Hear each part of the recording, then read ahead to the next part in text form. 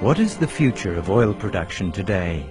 Oil fields or reservoirs are invisible, and their access is more and more difficult, buried as they are under thousands of feet of rocks, which are sometimes even covered by sea. As an ultrasound scan shows the shape of a baby in its mother's womb, today new techniques allow us to penetrate the secret of the Earth's crust.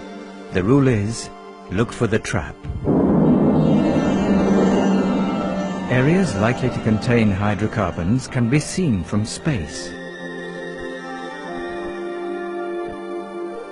A sedimentary basin, a former delta, or an old river valley are signs of hydrocarbon traps.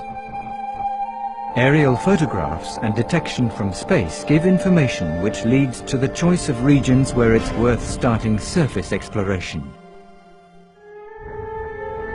This exploration begins by measuring the propagation delay of an underground shock wave.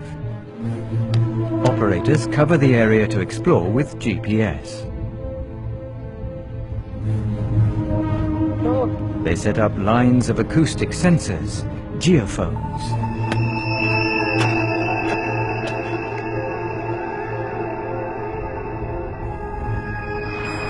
Huge trucks equipped with vibrators weighing several tons follow these lines.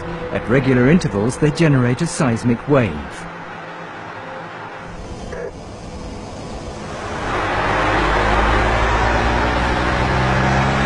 The wave propagates underground and reflects on the various geological layers. This method, called seismic, is the most efficient for discovering the arrangement of the geological layers and consequently the potential traps for hydrocarbons. The signals are detected and treated locally by mobile laboratories.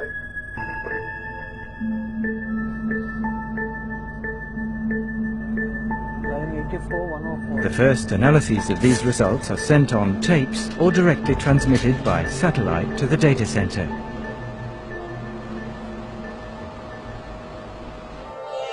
A similar technique is used to explore the seabed. Boats crisscross the area to explore, pulling in their streamers equipped with hydrophones and air guns that generate seismic waves.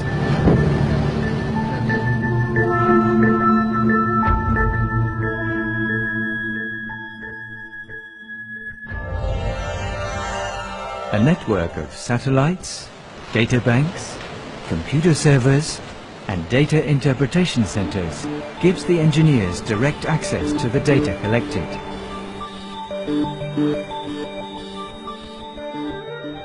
Precious knowledge acquired from previous drillings is included in a gigantic database. Data recorded in the field are very fine. By comparing these data with those collected in the explored zone, the geophysicists will be able to recognize the geological structures that characterize hydrocarbon traps. Their first job is therefore to determine on the seismic charts the nature of the various layers the waves pass through and trace their outlines so as to obtain a three-dimensional representation of the subsurface structure.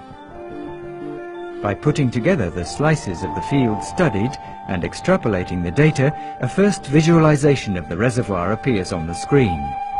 This picture is analyzed and discussed by the seismic specialists, geologists, petrophysicists, drillers and petroleum engineers in order to decide the location of the first exploratory drilling.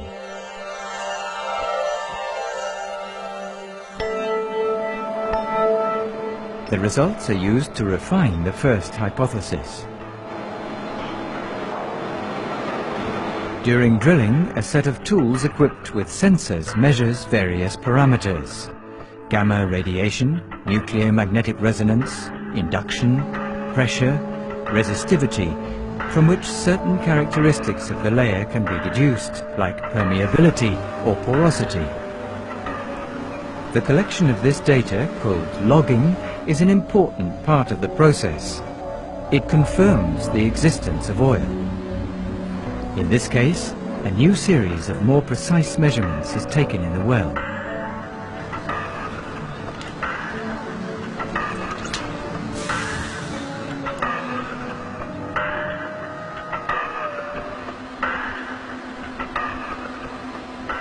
This time the distances are measured to the nearest centimetre. These results are transmitted on the network to the experts working in interpretation centres called I-centres.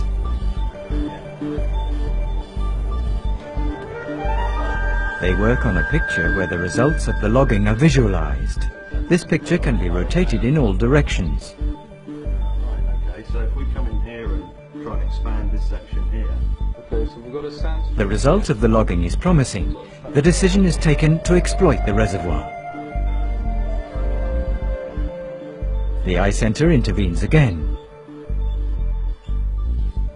The three-dimensional display allows the specialists to determine very precisely the trajectory of the drilling for exploitation.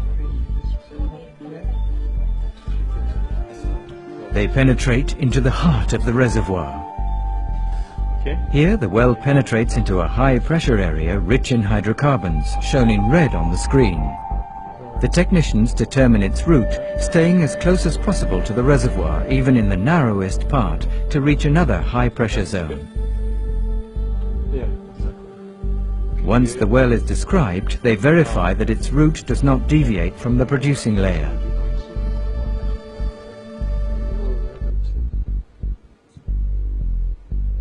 Yeah, it's very good. Drilling costs more than 60% of the prospecting campaign investment. It's now possible to drill in any direction, including horizontally, and thus exploit even the most hidden recesses of the reservoir. About 50 wells can be drilled from the same platform. The investment has to be profitable. The I-centre is also becoming the essential tool for making economic decisions. Video conferencing links the driller on the rig or the client in his office with the team of specialists who can react quickly to the information. The reservoirs in production are thus re-evaluated at regular intervals. Well monitoring is done in real time by applying the same methods to exploitation as those used in exploration.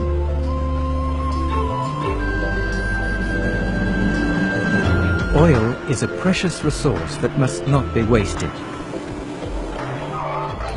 Today, the hydrocarbon recovery rate is approximately 35%. According to the experts, a 1% increase is the equivalent to 3 or 4 years of worldwide consumption. The goal is to reach a 65% recovery rate. Imaging a reservoir, picturing the invisible, allows us to meet future challenges. Optimal reservoir production, lower production costs, and therefore meeting energy needs for the decades to come.